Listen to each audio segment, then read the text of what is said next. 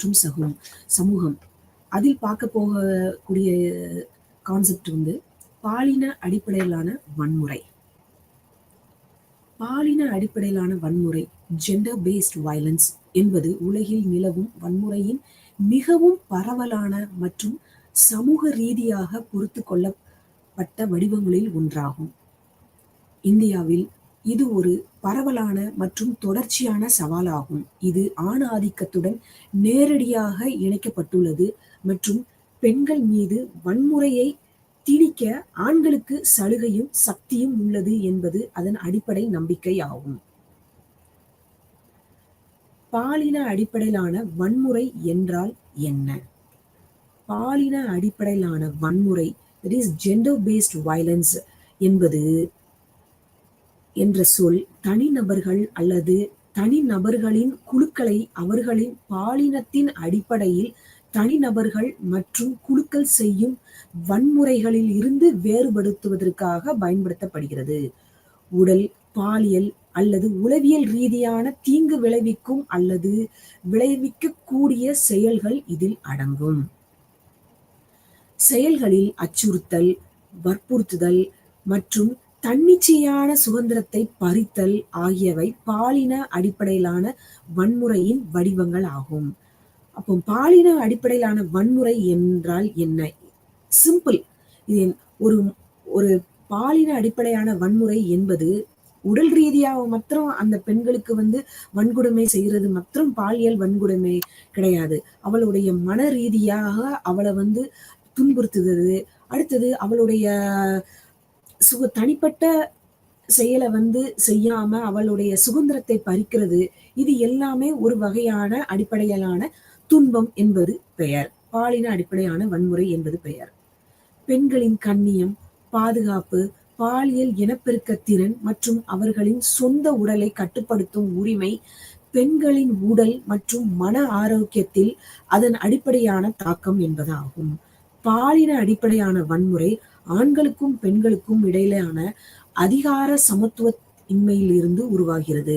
சமூகம், பொருளாதார, கலாச்சார மற்றும் கட்டமைப்பு ஏற்றத்தாழ்வுகளால் மோசமடைகிறது. அப்போ பாலியல் அடிப்படையான வன்முறை என்பது என்றால் ஜெண்டர் பேஸ்ட் வயலன்ஸ் என்பது ஒரு பெண்ணின் உடல் ரீதியா மட்டும் அவளை வந்து துன்புறுத்துறது மாத்திரம் அது கிடையாது.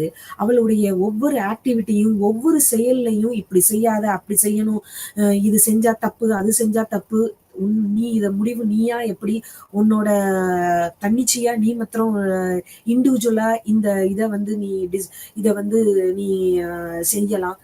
அடுத்தவங்க கிட்ட கேட்டு, பெரியவங்க கிட்ட கேட்டு செய்யணும். இவங்க கிட்ட அப்போ பெண்களா இருந்தா தன்னிச்சையான எந்த முடிவையும் எடுக்கக்கூடாது. உன்னோட நீ அங்க போகக்கூடாது, இங்க போகக்கூடாது.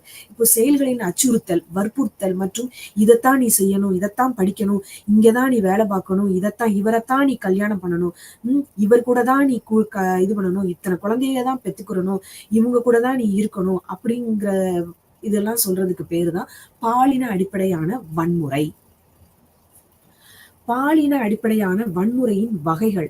இந்த பாலின அடிப்படையான வன்முறை வகைகள் குடும்ப வன்முறை, அடுத்தது சமுதாயத்தில் வன்முறை, சொசைட்டில என்னென்ன இதுல அரசால் நிகழ்த்தப்பட்ட அல்லது மன்னிக்கப்பட்ட வன்முறை அப்படிங்கிறதுல 3 வகைகள் இருக்கு. ஃபர்ஸ்ட் நம்ம பார்க்க போறது குடும்ப வன்முறை.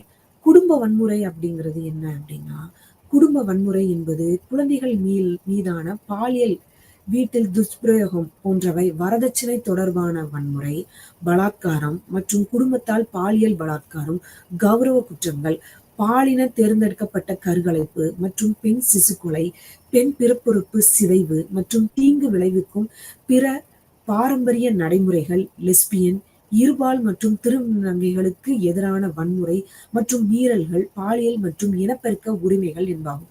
குடும்பத்தில் வன்முறை அப்படிங்கிறது என்ன அப்படின்னா, பெண் குழந்தைகளுக்கு வீட்டுல வந்து சுதந்திரம் கிடையாது. இப்ப அப்படி இல்லை. ஆனா இன்னும் வந்து கிராமங்கள்ல அதுல எல்லாம் வந்து நீ இதைத்தான் படிக்கணும், இங்கதான் போகணும், நீ இத்தனை வயசு ஆயிட்டு நீ கல்யாணம் பண்ணணும், மேற்கொண்டு நீ வந்து படிக்க கூடாது. ஆண்களுக்கு ஒரு பையன் வீட்டுல பெண் குழந்தை ஆண் குழந்தை இருந்துச்சுன்னா ஆண் குழந்தைகளுக்கு வந்து பார்ஷியாலிட்டி பார்த்துட்டு அவனுக்கு நல்ல நம்ம லாஸ்ட் கிளாஸ்ல கூட நம்ம வந்து பார்த்தோம். அந்த ரீப்ரொடக்ஷன் அந்த இதுல கூட நம்ம வந்து நிறைய வந்து பார்த்தோம். பெண் குழந்தைகளுக்கு சாப்பாடு கொடுக்கறதுல இருந்து ஊட்டச்சத்து கொடுக்கறது வரைக்கும் ஆண் பிள்ளை பெண் பிள்ளை என்ற பாகுபாடு நிலவுகிறது. அப்போ குடும்ப வன்முறை அப்படிங்கிறது குழந்தைகள் மீதான பாலியல் வீட்டில் துஷ்பிரயோகம் செய்யறது, வரதட்சணை தொடர்பான வன்முறை. அவங்க வீட்டுல வந்து பக்கத்து வீட்டுல உள்ளவங்க இப்பெல்லாம் பெண் குழந்தைகளை வந்து பக்கத்து வீட்டுல கூட நம்மளால விட்டுட்டு போக முடியல. தெருவுல விளையாண்டுட்டு இருக்கிறாங்க, பிள்ளைங்களோட எங்கேயுமே விட்டுட்டு போக முடியல. அங்கெல்லாம் ஒரு வன்முறை நடக்குது. பாலின தேர்ந்தெடுக்கப்பட்ட கருகலைப்பு, இது ஆணா பெண்ணா அப்படிங்கிறத பார்த்துட்டு இது ஆண், இது பெண் குழந்தை என்ன, பெண் சிசு கொலை. அந்த குழந்தை வந்து வளர்ச்சி அடைஞ்சிட்டு அப்படின்னா பிறந்த உடனே கள்ளிப்பால் ஊத்துறது, வாயில வந்து நெல் மணிகளை போட்டு கொள்ளுறது, இப்படி எல்லாம் வந்து நிறைய இன்னும் நடந்துகிட்டு தான் இருக்கு. அப்ப குடும்பத்தில வந்து வன்முறை, நீ அவங்க கூட பேசக்கூடாது, இவங்க கூட பேசக்கூடாதுங்கிறது. சமூகத்தில் வன்முறை, கற்பழிப்பு, வீட்டில் பெண் குழந்தைகள் எங்கும் தனியா போக முடியாது. அடுத்தது பணியிடத்துல வந்து ஃப்ரீயா எங்கேயுமே ஒரு ஒர்க் பிளேஸ்ல கூட ஒரு பெண்களால வந்து ஒரு வேலை செய்யற இடத்துல கூட எங்கேயுமே வந்து தன்னால வந்து ஒரு ஃப்ரீயா போக முடியாது. பொது இடங்கள்ல நிக்க முடியாது. உடனே ஆசிட வீசுவாங்க. அது குற்றம் நடந்துச்சு அப்படின்னா எங்க வெளியில தெரிஞ்சா அசிங்கம் அப்படின்னு சொல்லிட்டு கௌரவ கொலைகள் அப்படின்னு சொல்லிடுறாங்க. பெண்கள் மற்றும் குழந்தைகளை கடத்துறாங்க. கட்டாயப்படுத்துதல், விபச்சாரத்துல தள்ளுறது, ஊனமுற்ற பெண்களுக்கு எதிரான வன்முறை, வகுப்புவாத வன்முறை மற்றும் ஆதிவாசி மற்றும் தலித் பெண்களுக்கு எதிரான வன்முறை. இதெல்லாம் டீட்டெயில்டா இன்னும் அடுத்த இதுல நம்ம வந்து பார்க்க போறோம். சமூகத்தில் வன்முறை அப்படிங்கிறது, சமுதாயத்தில் வன்முறைங்கிறது வந்து குழந்தைகளை வந்து அடுத்த பக்கத்து வீடு, இவங்க பெத்த தகப்பனை தவிர அடுத்த ஒரு 3ஆம் ஆள் கிட்ட, பக்கத்து வீட்டுல மாமா, அப்படி சொந்தக்காரங்க, ஃப்ரெண்டு அப்படின்னு கூட பெண் குழந்தைகளை வந்து நம்மளால விட்டுட்டு போக முடியல. ஏதாவது கற்பழிப்பு, சமுதாய வன்முறை அப்படிங்கிறது வந்து உடல் ரீதியாக, அவங்க மன ரீதியாகவ அவங்களை வந்து துன்புறுத்துதல் என்பதாகும். இப்ப சமுதாயத்துல எங்கேயுமே பெண் பிள்ளைகளுக்கு வந்து ஒரு நல்ல ஒரு இதே இல்லை. அப்ப அதெல்லாம் நம்ம வந்து என்ன செய்யணும்? அரசால் நிகழ்த்தப்பட்ட அல்லது மன்னிக்கப்பட்ட வன்முறை, காவலில் வைக்கப்பட்ட பெண்களை கற்பழிப்புகள் உட்பட சித்திரவதை மற்றும் கொலைகள், புலம்பெயர்ந்த பெண் தொழிலாளர்கள் வன்முறை, அகதிகள் மற்றும் உள்நாட்டில் இடம்பெயர்ந்த நபர்களுக்கு எதிரான வகுப்புவாத வன்முறை மற்றும் பாரிய குற்றங்களின் பிற சூழல்கள். அப்போ பாலின அடிப்படையான வன்முறைகள் வந்து என்ன அப்படின்னா, குடும்பத்துல வன்முறை நடக்குது, நீ இவங்களதான் கல்யாணம் பண்ணணும், இப்படிதான் இருக்கணும், அங்கங்கன் இது போகக்கூடாது, வைக்கக்கூடாது, வீட்டுக்குள்ள என்ன நடந்தாலும் வெளியில தெரியப்படுத்தக்கூடாது. குழந்தைகளுக்கு வந்து ரொம்ப ரெஸ்ட்ரிக்ஷன் போடுறது, அதுவும் முக்கியமா பெண் குழந்தைகளுக்கு போடுறது. சமூகத்தில் வன்முறை அப்படிங்கிறது சமுதாயத்தில் எங்கேயுமே வந்து ஒரு பெண் குழந்தைகள் வந்து எங்கேயும் ஃப்ரீயா போயிட்டு வர முடியல. ஸ்கூலுக்கோ காலேஜுக்கோ கூட அவங்களால வந்து ஃப்ரீயா போயிட்டு பஸ்லயோ ஆட்டோலயோ ஒத்தையில வர முடியல. ஒரு டியூஷன் சென்டருக்கு போனாலும் அங்கேயும் வந்து வன்முறைகள் நடக்கிறது. ஃப்ரெண்டு வீட்டுக்கு போயிட்டு வர அப்படின்னா அங்க உள்ளவங்களால வன்முறைகள் நடக்குது. அரசால் நிகழ்த்தப்பட்ட அல்லது மன்னிக்கப்பட்ட வன்முறை போது காவலில் வைக்கப்பட்ட பெண்கள்ல வந்து ரொம்ப சித்திரவதை பண்ணி கற்பழிப்புகள் இதெல்லாம் நிறையவே நடந்திருக்கு. புலம்பெயர்ந்த தொழிலாளர்கள் வேற இடத்துல இருந்து இந்த இடத்துக்கு தொழிலாளர்கள் வர்றவங்கள அவங்கள வந்து வன்முறை செய்கிறது. அகதிகள் மற்றும் உள்நாட்டில் இடம்பெயர்ந்த நபர்களுக்கு எதிரான வகுப்புவாத வன்முறை மற்றும் பாரிய குற்றங்களின் பிற சூழல்கள் ஆகும். அப்போ இதுல பாலின அடிப்படையான வன்முறைகள், குடும்ப வன்முறை, சமூகத்தில் வன்முறை, அரசால் நிகழ்த்தப்பட்ட அல்லது மன்னிக்கப்பட்ட வன்முறை என்பது 3 வகைகள் ஆகும். பாலின அடிப்படையான வன்முறை படிவங்கள் மற்றும் அளவுகள் என்றால் என்ன?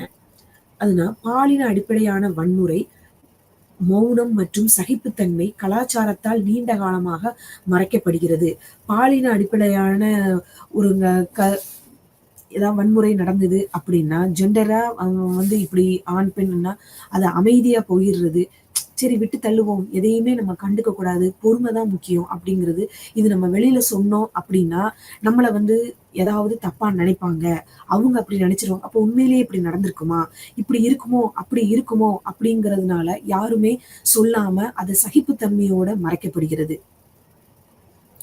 இன்னொன்னு இந்திய அரசாங்கத்தின் தேசிய குற்றப்பதிவு தட் இஸ் என்சிஆர்பி அப்படிங்கிறதுடைய பதிவு என்ன அப்படின்னா, அனைத்து வழக்குகளிலும் கடுமையான குற்றங்கள் இருப்பதாக புள்ளி விவரங்கள் வந்து எல்லாத்துலயுமே வந்து ஒவ்வொரு குற்றம் பாலின அடிப்படையான வன்முறை, அவன் ட்ரெஸ் இப்படி போட்டிருக்கிய, உன்னோட ட்ரெஸ் நல்லா இருக்க, இது நேத்து வந்த நீ போட்டு வந்ததோட இன்னைக்கு நீ வந்து நல்லா இருக்கிற, அழகா இருக்க, இதுவும் ஒரு வகையான வன்முறை தான். இந்த டெய்லி ஆபீஸ்ல கூட இருக்கிற ஆபீஸ்லயோ கல்லூரியில படிக்கிற பாடம் எடுக்கிற ஆண் பேராசிரியர்களோ அல்லது ஆசிரியர்களோ யாராவது இப்படி வந்து ஒரு டெய்லி அந்த குறிப்பிட்ட மாணவியை வந்து இப்படி ஏதாவது பேசிக்கிட்டு இருந்தாலும் அதுவும் ஒரு வகையான வன்முறை தான். இதெல்லாம் வந்து இந்த மாதிரி வன்முறைகளுக்கு ஒரு சட்டத்தில் ஒவ்வொருதுக்கும் ஒவ்வொரு கடுமையான குற்றங்கள் இருக்கு, வழக்குகள் இருக்கு அப்படிங்கிறத வந்து புள்ளி விவரங்களாக வந்து நம்ம வந்து பார்க்கலாம். அப்படின்னா 36% குடும்ப வன்முறைக்கு உட்பட்டது. 36% குடும்ப வன்முறைக்கு உட்பட்டதுன்னா கொடுமையால் கணவர் மற்றும் உறவினர்கள் அப்படிங்கிறது வந்து என்ன அப்படின்னா, கணவன் கல்யாணம் பண்ணி போன உடனேயே வந்து மாமியார், மாமனார், நாத்தனார், கணவருடைய தம்பி, மைத்துனர் இவங்களை எல்லாம் சேர்ந்து அவரை வந்து அந்த பெண்ணை வந்து கொடுமைப்படுத்துறது. இதுல வந்து இந்திய தண்டனை சட்டத்தில் 498 பிரிவில் கடுமையான தண்டனை இருக்கு. 2014ஆம் ஆண்டில் பாதிக்கப்பட்டவர்களில் கிட்டத்தட்ட 44% பேர் வந்து இந்த பாலியல் வன்முறையில் பாதிக்கப்பட்டவர்களில் 18 to 30 வயதுக்கு உட்பட்டவர்களாம்.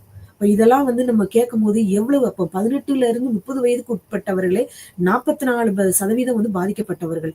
அதே சமயத்தில் பாதிக்கப்பட்டவர்களில் 100 பேர்ல வந்து ஒருத்தர் வந்து 6 வயதுக்கு உட்பட்டவர்களாம். அப்ப பாலியல் வன்கொடுமையால வந்து 18 to 44% பேர் வந்து 18ல இருந்து 30 வயதுக்கு உட்பட்டவர்கள். அதே இதுல 100 பேர்ல வந்து ஒரு குழந்தை வந்து 6 வயதுக்கு உட்பட்ட குழந்தைகளாம்.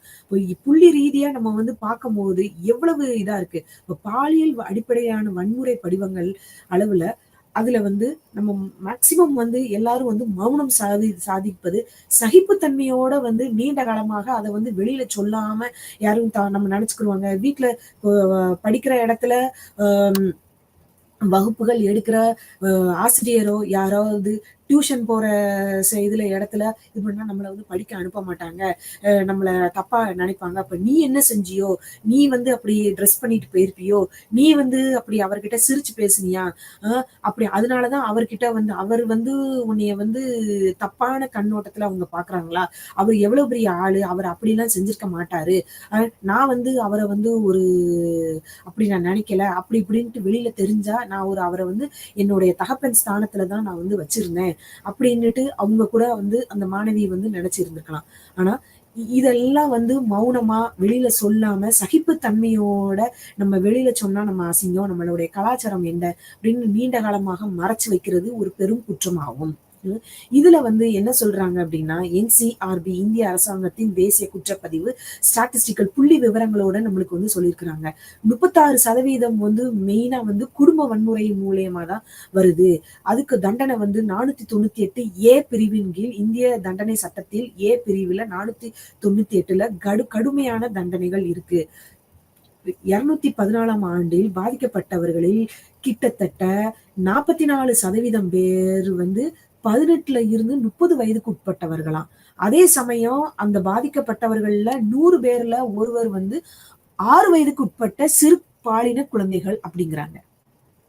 இந்த இதுல இந்தியாவில் பெண்களுக்கு எதிரான முக்கிய குற்றங்கள் என்னெல்லாம் நடக்குது அப்படின்னு பார்த்தா, இது 2015 மற்றும் 2017ல உள்ள ஸ்டாட்டிஸ்டிக்கல் அந்த புள்ளி விவரங்கள் என்ன சொல்லுது அப்படின்னு பார்த்தா, கற்பழிப்பு வழக்குகள் மாத்திரம் 2015ல 34,651, அதே இது 17ல வந்து கொஞ்சம் குறைஞ்சு 32,559 நடந்திருக்கு. அப்போ கற்பழிப்புக்கு மாத்திரம் இவ்வளவு காணும். கற்பழிப்பு முயற்சிங்கிறதுல வந்து 4,437, 17ல வந்து 4,154. வற்புறுத்துவதற்கு பெண்களை கடத்துதல் மற்றும் கடத்தல் திருமணம். இந்த பொண்ணு போற இடத்துல எங்கேயாவது பாக்குறது, அவளை நான் உன்னை காதலிக்கிறேன், கட்டாயப்படுத்தி கட்டாய திருமணம் செய்யறது, குடும்பத்துக்குள்ளேயே வந்து சொந்த பந்தங்கள் வந்து கூட்டிட்டு கடத்திட்டு போய் அந்த வசதியான பெண்ணா இருக்கலாம். சொந்த பந்தத்துல இருந்த பையன் கடத்திட்டு போய் கட்டாய கல்யாணம் பண்றது. இதெல்லாம் ஒரு பெண்களுக்கு எதிரான குற்றங்கள் தான். அதே மாதிரி நடந்ததே நு 15ல நடந்தது 31,778. அதே இது 2017ல நடந்தது 30,614. வரதட்சணை மரணங்கள் கல்யாணம் பண்ணுன பிறகு ஓராண்டு, ஈராண்டுன்னு கழித்து ஒரு குழந்தை வந்த பிறகுமே ஏகப்பட்ட வரதட்சணை கொடுமைகள், மரணங்கள். நீ கொண்டு வந்த வரதட்சணை இது, அது இல்ல, இது இல்ல அப்படின்னு சொல்லிட்டு ஏகப்பட்ட வரதட்சணை மரணங்கள் நெறைய. அதோடைய இதுன்னு பார்த்தா 2015 புள்ளி விவரங்கள் படி 7,634, 17 கணக்குப்படி 7,466. பெண்களின் அடக்கத்தை சீர்குலைக்கும் நோக்கி தாக்குதல். இவ இப்படிலாம் வந்து படிச்சுட்டு வேலைக்கு போறா. அதனால அவ நம்மள வந்து கல்யாணம் பண்ண மாட்டுக்காள அப்படின்னு அவ மேல ஆசிட வீசுறது, ஆள் வச்சு அடிக்கிறது. இந்த மாதிரி குற்றங்களே வந்து 2015ல வந்து 42,664. இதே இது 2017ல 46,098 நடந்திருக்கு. அப்ப இந்தியாவில் பெண்களுக்கு எதிரான முக்கிய குற்றங்கள் 15 மற்றும் 17ல நடந்தது.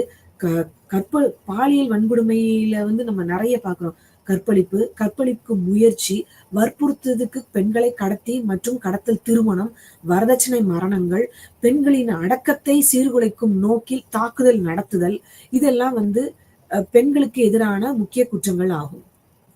முக்கிய வடிவங்களில் இந்தியாவில் பாலின அடிப்படையான வன்முறை என்னெல்லாம் இருக்கு அப்படின்னு பார்த்தா, பாலியல் குற்றங்கள் அப்படின்னா கற்பழிப்பு மற்றும் பணியிடத்தில் பாலியல் துன்புறுத்தல், பாலியல் உட்பட பெண்கள் மீதான ஆணாதிக்க கட்டுப்பாடு, மரியாதையை காப்பது என்ற பெயரில் வன்முறை. நீ அவங்க வந்தா இந்த வேலை பார்க்குற இடத்துல ஹையர் அத்தாரிட்டி மேல் அதிகாரிகள் வந்தா எந்திரிச்சு போய் அவங்களுக்கு உடனே அவங்க வர்றதுக்கு முன்னாடி அவங்க டேபிள் சேர் எல்லாம் தொடச்சு வைக்கணும். நீங்களும் பெண்களும் அவங்களுக்கு ஈக்குவலா படிச்சுதான் அந்த இடத்துல ஒரு பெரிய கம்பெனில பெரிய இதுல வேலை பார்க்குறீங்க. பார்த்தாலுமே மேல் அதிகாரிகள் வர்றதுக்கு முன்னாடி அவங்க 10 மணிக்கு வராங்கன்னா 9:30 மணிக்கெல்லாம் போய் அந்த டேபிள் சேர் எல்லாம் தொடச்சு அவர் வர்றதுக்கு முன்னாடி அவருக்கு தண்ணிய பிடிச்சு அந்த எடுத்து வைக்கிறது. இதுவும் அவர் வந்த உடனே எந்திரிச்சு நின்னு மரியாதை செய்யலாம். அது தப்பு இல்லை. ஆனா அவர் வர்றதுக்கு முன்னாடி அவருடைய இடத்தெல்லாம் இது பண்ணி அதுக்குன்னு ஆள் இருப்பாங்கல்ல. எதுக்கு வந்து இது வந்து அவங்க செய்யறாங்களா இல்லையா, அவங்க செய்யற போது எப்படி இருக்கிறாங்க, அவங்கள வந்து ஒரு வன்முறை தூண்டுதல் தான். பாலியல் வன்முறை மூலம் பெண்ணையும் அவளது குடும்பத்தையும் அவமானப்படுத்தவும், அடிபணிய செய்யவும் மற்றும் அவளுடைய சமூகம் சமமாக இது பெண்களின் கட்டுப்பாட்டுகளை நியாயப்படுத்த உதவியது. இது வந்து ஜாதி ரீதியாகவும் பார்க்கலாம். ஒரு பெண் ஒரு வேலை பார்க்குற இடத்துல அவ வந்து பின்தங்கிய வகுப்பை சேர்ந்தவளாக இருந்தாலும், இல்லாட்டி ஒரு கிராமப்புறத்துல இருந்து ஃபர்ஸ்ட் ஜெனரேஷன் லேர்னர், அதான் முதல் பட்டதாரி பெண்ணாக வந்தாலும் இவ இப்படி இருக்கிறா, அவ ரொம்ப ரொம்ப வந்து இப்படி திமிர்ல இருக்கிறா, அல்லது வந்து மத்த பெண்களை மாதிரி சிரிச்சு இது பண்ண மாட்டேக்கா. அப்ப இவளை வந்து எப்படி அவமானப்படுத்துறது? மேல அதிகாரியான ஆண்கள் என்ன பண்றாங்க அப்படின்னா, பாலியல் வன்முறை மூலம் பெண்ணையும் அவளது குடும்பத்தையும் அவமானப்படுத்துவது, அடிபணிய இது வந்து சில இடத்துலன்னு பார்த்தா பெண்ணுக்கு பெண்களே வந்து வன்கொடுமை செய்யறாங்க. பாலியல் மற்றும் வந்து ஜெண்டர் பேஸ்ட் வயலன்ஸ் வந்து பெண்களுக்கு மாத்திரம் பெண்களே வந்து நமக்கு கீழே உள்ளவ தானே, டெய்லி வந்து இவ வந்து விதவிதமா ட்ரெஸ் பண்ணிட்டு வரா, நம்ம அவளுக்கு மேல உள்ளவ, அப்போ நம்ம அவளை வந்து வேலை வாங்கணும், அவளை அடிபணியா வைக்கணும், அவமானப்படுத்தணும், எப்படிலாம் படுத்துறது? இதுவும் ஒரு வகையான வன்முறை தான். அப்ப பாலியல் வன்முறை மூலம் பெண்ணையும் அவளது குடும்பத்தையும் அவமானப்படுத்தவும், அடிபணிய செய்யவும் மற்றும் அவளுடைய சமூகம் சமமாக இது பெண்களின் கட்டுப்பாடுகளை நியாயப்படுத்த உதவியது. கற்பழிப்பு மற்றும் பிற என்றாலும் பாலியல் வன்முறையின் வடிவங்கள் பரவலாக உள்ளன மற்றும் அதிகரித்து வருகிறது. இந்த பிரச்சனை ஒரு இளைஞனின் கொடூரமான கூட்டு பலாத்காரம் மற்றும் கொலையுடன் சர்வதேச பார்வையை பெற்றது. இது என்ன சொல்ற இது கற்பழிப்பு இது என்ன அப்படின்னா இது நாட்டையே இந்திய நாட்டையே உலுக்கிய டிசம்பர் 2012 நிர்பயா அப்படிங்கிற ஒரு பிசியோதெரபி மாணவி ஓடும் பேருந்தில் 5 ஆண்கள் மற்றும் ஒரு சிறுவனால் கூட்டு பலாத்காரம் செய்யப்பட்டு நாட்டையே உலுக்கியது. இது வந்து இந்த இந்த பிரச்சனை வந்த பிறகுதான் அந்த கற்பழிப்பு மற்றும் கூட்டு பலாத்காரம் இந்த இதில் பெரும் குற்றம் அப்படின்னு சொல்லிட்டு சட்டத்துல பெரும் இது வந்து மாற்றங்களை வந்து கொண்டு வந்தாங்க. ஏன்னா இந்த 2012 வந்து ஒரு 5 ஆண்களும் ஒரு 17 வயதுக்கு உட்பட்ட ஒரு சிறுவனும் 6 பேரும் சேர்ந்து கூட்டு பாலியல் பலாத்காரம் அந்த நிர்பயா அப்படிங்கிற ஒரு பெண்ணை கொண்டு வந்து செஞ்சிருக்கிறாங்க. அதுக்கு பிறகுதான் 2019 அந்த 5 ஆண்களில் நான் ஒரு ஆண் வந்து தூக்கில் தற்கொலை செஞ்சுக்கிட்டான். மிச்சம் 4 பேரை வந்து தூக்கு தண்டனை வந்து கொடுத்துட்டாங்க. அதுல அந்த 17 வயதுக்கு உட்பட்ட அந்த சிறுவனை வந்து சிறுவர் சீர்திருத்த பள்ளியில வந்து சேர்த்துட்டாங்க. இதே மாதிரி இந்த இது நடக்க போய் தான் வந்து நிறைய வந்து குற்றங்கள் வந்து இந்த இதுல வந்து என்ன கூட்டு பாலியல் பலாத்கார குற்றத்துக்கு நிறைய சட்டங்கள் இதெல்லாம் வந்து இதுல வந்து கொண்டு வந்திருந்தாங்க. அதான் பாலியல் குற்றங்கள், கற்பழிப்பு மற்றும் பணியிடத்தில் பாலியல் துன்புறுத்தல். அடுத்தது வரதட்சணை தொடர்பான மரணங்கள் மற்றும் துன்புறுத்துதல். கொலை, தற்கொலை மற்றும் இளைஞர்களின் துன்புறுத்தலுக்கு வரதட்சணையே காரணம். ஏனென்றால் இந்த மரணங்கள் மற்றும் துன்புறுத்துகள் பல அறிவிக்கப்படாமல் போகின்றன. இந்த வரதட்சணை கொடுமை அப்படிங்கிறது வந்து ஏகப்பட்ட பிரச்சனைகள் ஒவ்வொரு இதுலயும் வந்து ஒவ்வொரு நாளும் வந்து வந்துகிட்டு தான் இருக்கு. வரதட்சணை தொடர்பான மரணங்கள் மற்றும் துன்புறுத்தல் அப்படிங்கிறது வந்து கொலை, தற்கொலையில போயிருது. கல்யாணம் முடிஞ்ச உடனே அவன் வந்து ஹார்ட் அட்டாக்ல செத்து போயிட்டாங்க அப்படிங்கிறாங்க. இல்லாட்டி தற்கொலை அவளா பண்ணிக்கிட்டாங்க அப்படிங்கிறாங்க. இத வந்து நிறைய இது வெளியில தெரியாமையே வந்து அப்படியே மூடி மறைச்சிடுறாங்க. ஏன் இந்த இது வரதட்சணை தொடர்பான சட்டம் அப்படிங்கிறது வரதட்சணை தடை சட்டம் 1961 கொண்டு வரப்பட்டது. இந்த காரணத்திற்காக கடுமையாக்கப்பட்டுள்ளதாம். கூடுதலாக இந்திய தண்டனை சட்டத்தின் பிரிவு 498A மற்றும் 304B ஆகியவை சிக்கல்களை தீர்க்க உதவுகின்ற வரதட்சணை துன்புறுத்தல் மற்றும் வரதட்சணை தூண்டுதல் கொலை முறையை. இதுல என்ன அப்படின்னா 2012 இதுவும் இந்திய நம்ம நாட்டையே வந்து பெரும் இதுல இது பண்ணிட்டாங்க.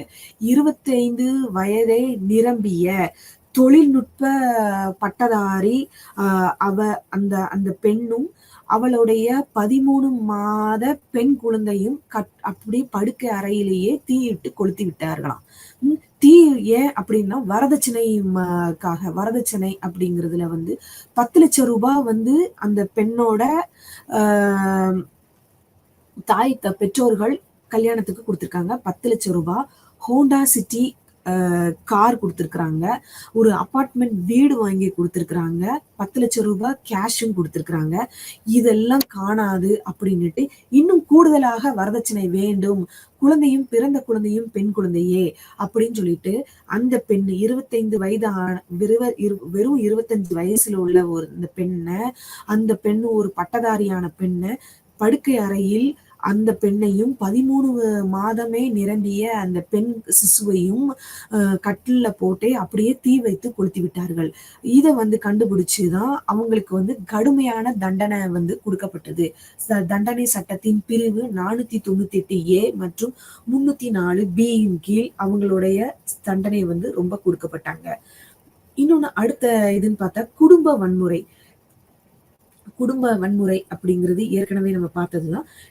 இந்திய பெண்களில் 40% அதிகமானவோர் இந்த கல்யாணம் அதுக்காக கல்யாணம் முடிஞ்சாலே வந்து எல்லாரும் வந்து குடும்பத்துல வந்து வன்முறை அனுபவிக்கிறாங்க அப்படின்னு கிடையாது. அதுக்காக எல்லா ஆண்களையுமே வந்து கொடுமைப்படுத்துறாங்க, வைக்கிறாங்க.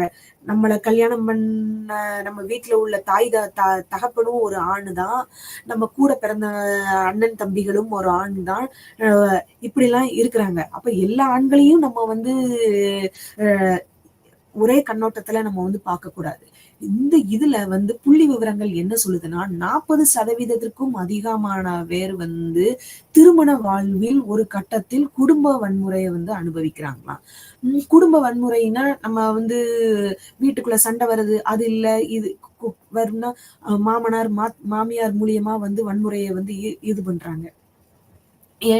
என்னோட இதுல என்கிட்ட ஒரு எனக்கு நான் ஒரு இதுல படித்ததை வைத்து நான் இத சொல்றேன். ஒரு பெண் 30 வயது 25 வயது நிரம்பியவுடன் திருமண வயதில் அவளை கல்யாணம் பண்ணி குடுக்குறாங்க வெளியூர்ல.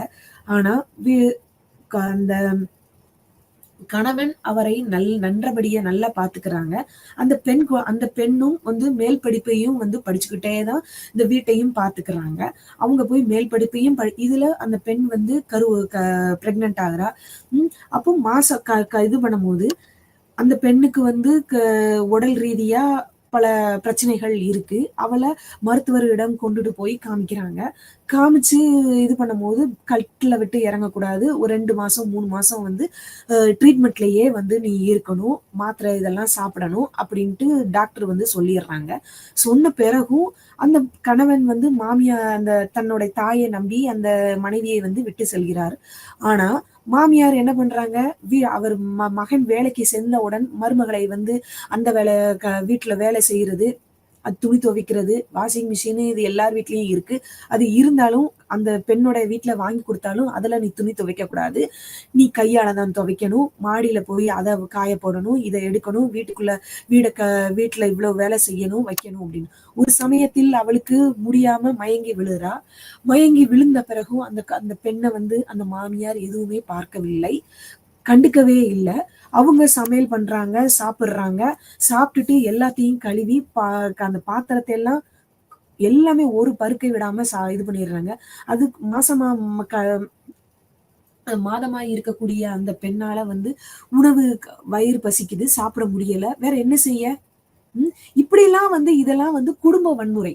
இத வெளியிலயும் சொல்ல முடியல. ஏன்னா அந்த பெண் இவரைதான் கல்யாணம் பண்ணணும் அப்படின்னு பல தடைகளை மீறி அந்த ஆணை கல்யாணம் பண்ணியிருக்கிறா. அப்போ நம்ம பெத்தவங்க கிட்ட சொன்னோம் அப்படின்னா, நீ தானே அந்த மகனுக்கு அந்த வரதான் கல்யாணம் பண்ணணும்ட்டு நீ சொல்ல போய் தானே நான் அவங்க வீட்டுல உன்னைய கல்யாணம் பண்ணி கொடுத்து உனக்கு அவங்க கேட்ட வரதட்சணை இது நகை பணம் இது எல்லாம் கொடுத்துருக்குறோம். அப்போ நீ இப்போ நீயா தேர்ந்தெடுத்த வாழ்க்கை தானே, அப்போ நீ என்கிட்ட சொல்லக்கூடாது. இதுதான் குடும்ப வன்முறை. அப்போ 40% அதிகமானவோர் குடும்பத்துல இந்த மாதிரி வன்முறைகள்லாம் வீட்டுல ஒரு சனி ஞாயிறு வார விடுமுறை என்றால் அந்த குடும்பத்தோட அவங்க அந்த கணவனோட ஒரு சிரிச்சு பேச முடியாது. ஏதாவது சொன்னா அந்த நாத்தனார் அவங்க குடும்பம், அந்த மைத்துனர் அவர் குடும்பம், கணவருடைய அண்ணன் அவங்க குடும்பம் எல்லாரும் வர்றது, இந்த பொண்ணை போட்டு வேலை வாங்குறது. ஏன்னா ஜாதி விட்டு வேணா கல்யாணம் அவன் விருப்பப்படி நீங்க கல்யாணம் பண்ணது அவங்க வீட்டுல உள்ளவங்களுக்கு பிடிக்கல. இப்போ இந்த இதெல்லாம் வேலை வாங்குறது, அவங்களுக்கு ஒரு ரெஸ்ட் எதுவுமே இல்லாம கொடுக்கறது. இப்போ இதெல்லாம் குடும்ப வன்முறை. அப்போ திருமணமான பெண்களில் 37% பேர் கணவரின் உடல் அல்லது பாலியல் வன்முறையை அனுபவிக்கிறார்கள். 16% பெண்கள் கணவன் மனைவி உணர்ச்சி வன்முறையை அனுபவிக்கிறார்கள். 10ல் 1 மனைவிகள் அல்லது 10% பேர் திருமண ரீதியான கற்பழிப்பு போன்ற பாலியல் வன்முறையை அனுபவிக்கிறார்கள். எப்போதும் திருமணமான அனைத்து பெண்களிடமும் இதுவரை புகார் அளிக்கப்பட்டவர்களில் உடல் அல்லது பாலியல் வன்முறையை அனுபவிப்பவர்கள் 36% பேர். வெட்டுக்கள், காயங்கள் அல்லது வலிகள். 9% பேர் கண் காயங்கள், சுளுக்கு, இடப்பெயர்கள் அல்லது தீக்காயங்கள். 7% பேர் ஆழமான காயங்கள், உடைந்த எலும்புகள், உடைந்த பற்கள் அல்லது மற்ற தீவிர அறிக்கை காயம் மற்றும் 2% பேர் கடுமையான தீக்காயங்களுடன் அனுபவிக்கிறார்களாம். வன்முறைக்கும் திருமணமான ஆண்டுகளுக்கும் இடையே உள்ள தொடர்பு. இப்போ வன்முறைக்கும் திருமணமான ஆண்டுகளுக்கும் உள்ள என்னென்ன தொடர்பு? அப்போ இதுல என்னன்னு பார்த்தா, திருமணமான 2 ஆண்டுக்குள் ஒரு பெரும் குடும்ப வன்முறையை புகார் அளிக்கும் பெரும்பாலான பெண்கள் திருமணமாகி 2 வருஷத்துக்குள்ளேயே கல்யாணம் முடிஞ்சு 2 மாசமோ 6 மாசம் 1.5 வருஷம் இதுக்குள்ளேயே நிறைய பேர் தாக்கப்படுகிறார்கள். திருமணமான 2 வருடங்கள் கழித்து 62% பேர் முதலில் உடல் அல்லது பாலியல் வன்முறையை அனுபவிக்கிறார்களாம். 5 வருடம் கழித்து திருமணமான 5 வருடம் கழித்து அனுபவிக்கிறவர்கள் 32% பேர் முதலில் வன்முறையை அனுபவிக்கிறார்கள். உதவி தேடுதல் அப்படிங்கிறது துஷ்பிரயோகம் செய்யப்பட்ட 4 பெண்களில் ஒருவர் மட்டுமே முயற்சி செய்து முடிக்க உதவியை நாடினர். அவர்களின் கணவர்களால் அவர்களுக்கு வன்முறை ஏற்பட்டது. இந்த இதுல என்ன அப்படின்னு பார்த்தோம் அப்படின்னா, இந்த இதுல 4ல ஒரு பெண்ணு மட்டும்தான் முயற்சி செய்து நம்ம அடுத்தவங்களுடைய உதவியை நாடி போலீஸ் ஸ்டேஷன் வரைக்கும் போறாங்க. இன்னொரு இப்போ ரீசெண்டா இன்னொன்னு ஒரு 1 வருடங்களுக்கு முன்னா என்னன்னு பார்த்தா, ஒரு தாய் தந்தை 2 பேர்களுமே சமுதாயத்தில் நல்ல பதவிகளில் இருக்கக்கூடிய மருத்துவர்கள். அவருடைய பெண் நல்ல படிப்பு படிச்சுட்டு ஒரு டபுள் டிகிரியில MBAங்கிற பட்ட படிப்பை படித்து விட்டு ஒரு ஒரு வேலைக்கு செல்லவில்லை, MBA படித்து இருக்கிறார். அந்த பெண்ணுக்கு 200 பவுன் கிட்டத்தட்ட நகைகள், வீடு, கார் மற்றும் நிறைய வரதட்சணை இதுன்ட்டு நிறைய பேர் கொடுத்திருக்கிறாங்க. முதல்ல பிறந்தது பெண் குழந்தை. அந்த குழந்தைக்கு 2வது அந்த பொண்ணு ஆண் குழந்தை தான் வேணும்னு கணவர் வீட்டுல இது பண்ணி உடனே ஒரு அந்த இதுவே தொடர்ச்சியாக அடுத்த குழந்தையை அந்த பெண் கருவுறுகிறாள். அப்போ பார்க்கும்போது அந்த பெண்ணுக்கு 2 இரட்டை குழந்தைகள் பிறக்கிறது. அப்போ 3 பெண் குழந்தைகள் ஆயிருச்சு. அப்போ கணவர் வீட்டுல அதிகமா கொடுமைப்படுத்த ஆரம்பிக்கிறாங்க. 3 பெண் குழந்தைகள் வந்துருச்சு. அப்போ 4வதா எனக்கு ஒரு ஆண் குழந்தை, ஆண் வாரிசு வேண்டும் என்று. இத்தனைக்கும் அந்த பெண் வீட்டில் அதிக வசதி. இது கம்பேர் பண்ணும்போது கணவர் வீட்டோட அந்த பெண் வீட்டில் அதிக வசதி இருந்தாலும் அந்த பெண் வெளியில எதுவுமே சொல்லல. வீட்லயும் சொல்லல, அவங்க அப்பா அம்மா கிட்டையும் சொல்லல, சொந்த பந்தங்கிட்ட சொல்லல, அவ ஃப்ரெண்ட்ஸ், அவ நண்பர்கள் யார்கிட்டையும் சொல்லல. டெய்லி அவன் கணவன் இவளை அடிச்சு துன்புறுத்தல். ஏன் அப்படின்னா, நான் அடுத்த திருமணம் செய்வேன், இல்லாட்டி சைன் பண்ணு அப்படின்னு சொல்லிட்டு.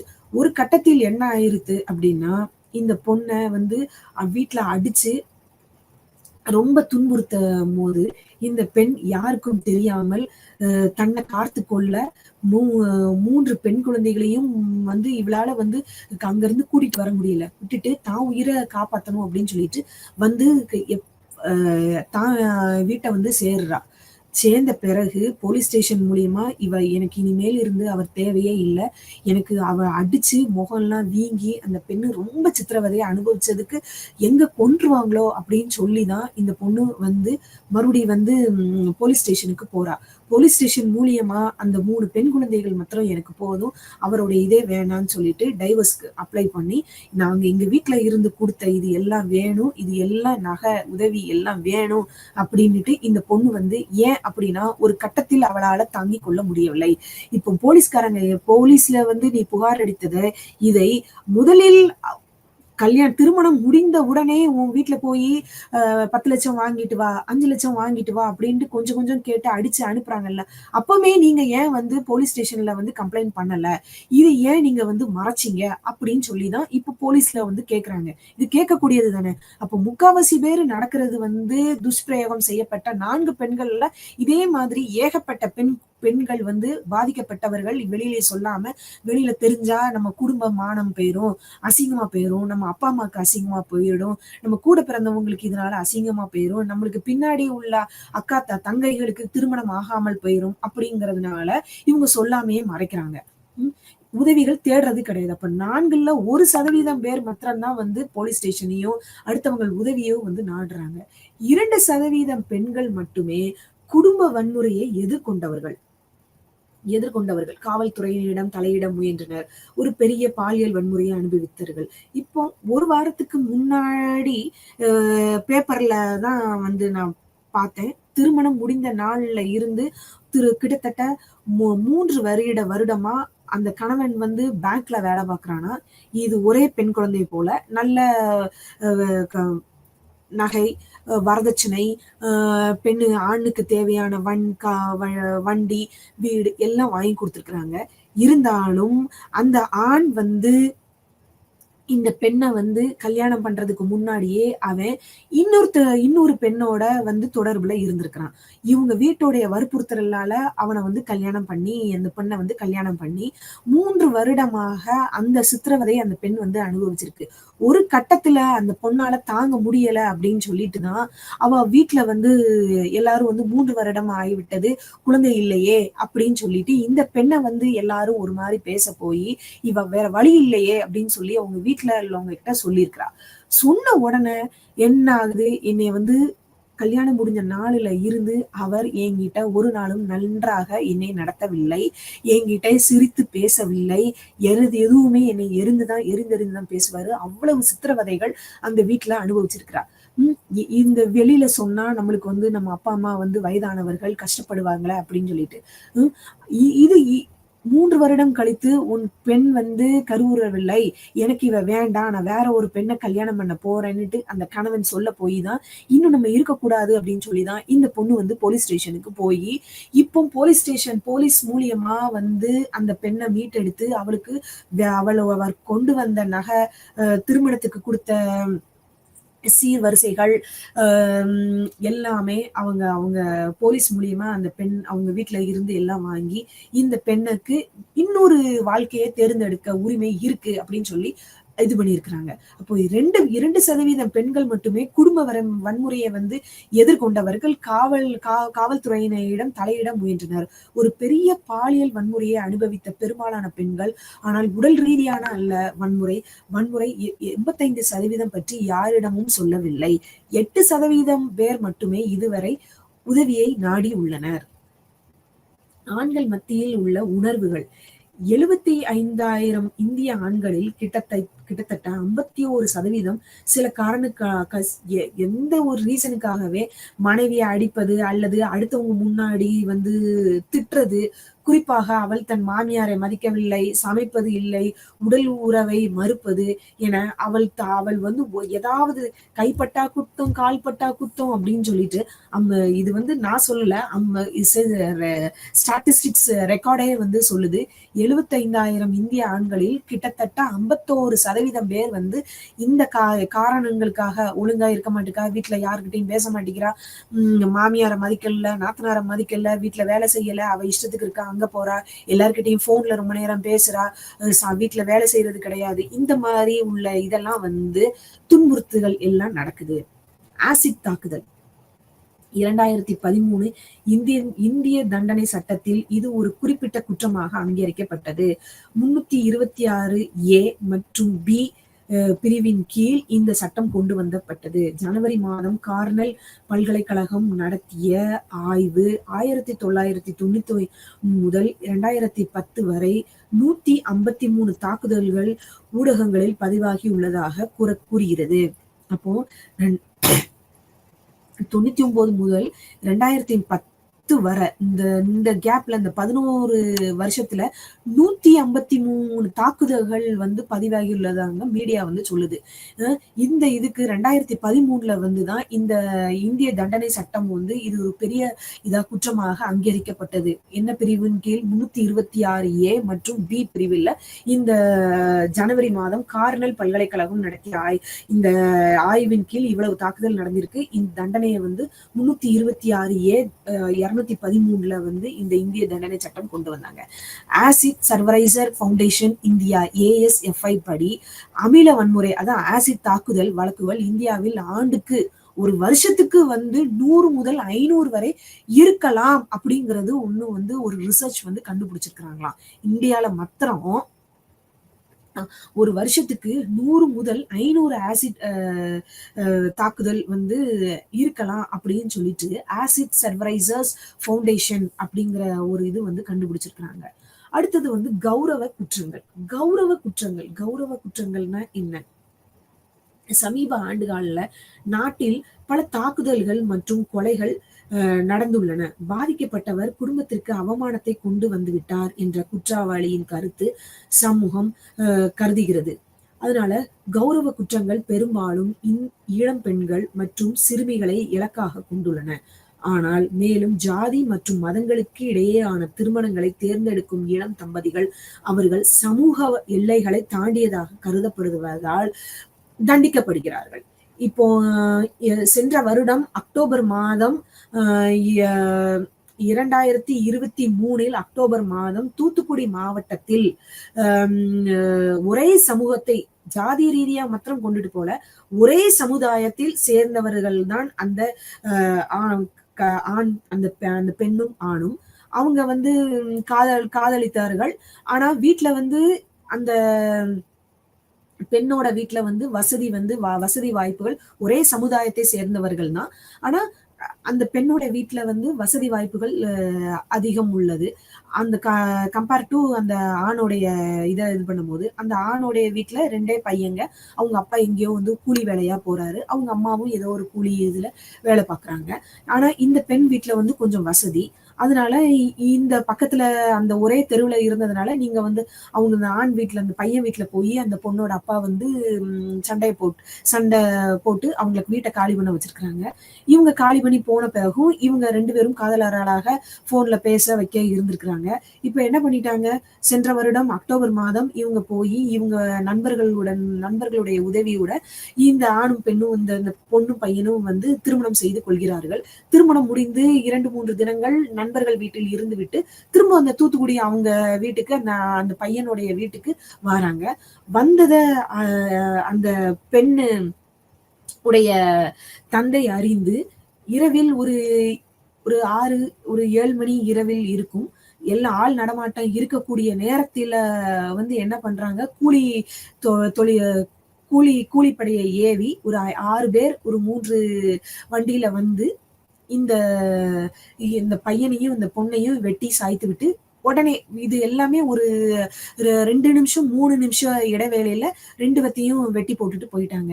இது அப்படியே தூத்துக்குடி மாவட்டத்தையே வந்து உலுக்கிடுது. என்ன ஒரு இதுல நம்ம வந்து இருக்கிறோம். இப்படி திருமணம் முடிந்தது அப்படின்னா அது எஸ்பி, டிஎஸ்பி, ஐஜி லெவல்ல வந்து இந்த போர்ஸ் இறக்கி எல்லாம் வந்து பார்த்து எல்லாம் செஞ்சு இது பண்ணும்போது இந்த கொலையை பண்ணுனது யாரு அப்படின்னா அந்த பெண்ணுடைய தந்தை கூலி படையை ஏவி அவங்கள வந்து கொலை பண்ணிட்டு சொல்லியிருக்கிறாங்க. அந்த இது முடிஞ்சு பயங்கர இதுல ஏன் இது கேட்டா இது வந்து கௌரவ குற்றங்களாம்.